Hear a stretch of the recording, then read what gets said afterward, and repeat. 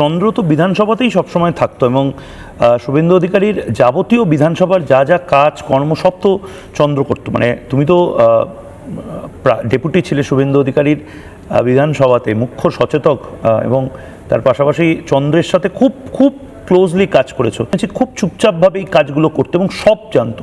চন্দ্র তো এমনিতে ও তো পেশা এয়ারফোর্সে ছিল, এসছে এখানে কাজ করছিল, তো ওর সাথে আমার টিউনিং, আমি সাধারণভাবে আমার সবার সাথেই সম্পর্ক ভালো থাকে, ওর সাথেও টিউনিং খুব ভালো ছিল, যাতে সবসময় তো শুভেন্দুদার সাথে আমার পক্ষে উনি ব্যস্ত থাকেন, আবার আমাকেও কাজ করতে হয়, ওনাকেও আমাকে বিভিন্ন নির্দেশ দিতে হয়।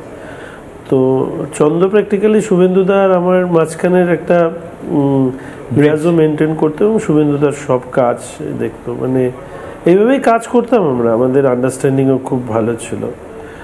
তো মানে ভবানীপুরে এরকমভাবে জেতা, নন্দীগ্রামে তো দাদা জিতবে জানতাম, তো ভবানীপুরে জেতা, সেখানে ওরা প্রচণ্ড পরিশ্রম করেছে এবং এটা মানে শকিং। আমি তো শুনলাম যে চন্দ্র এত সবাই মিলে আমরা একসাথে পড়েছিলাম।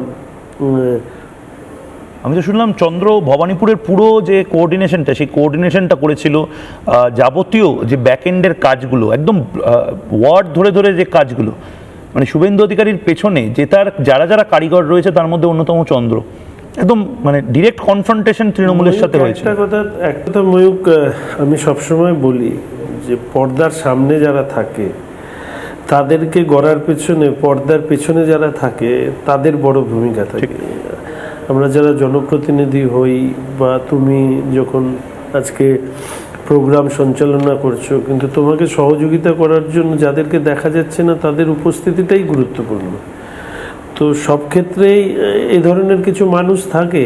তো চন্দ্র সেই কাজটা করতো ধরে ধরে। একজন আমাদের অসংখ্য মানুষের সাথে যোগাযোগ রাখতে হয়, আর সেই মানুষগুলোকে পরিষেবা যখন দিতে হয় তখন কিন্তু আমাদের সাথে যারা থাকে তারা এই কাজটা করে।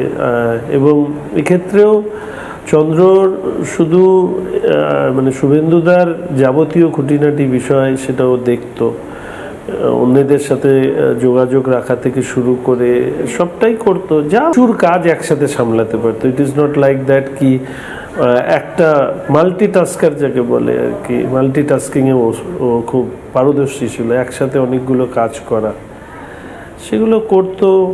কি বলবো ময়ূক, আর ভাল লাগছে না আমার এখানে।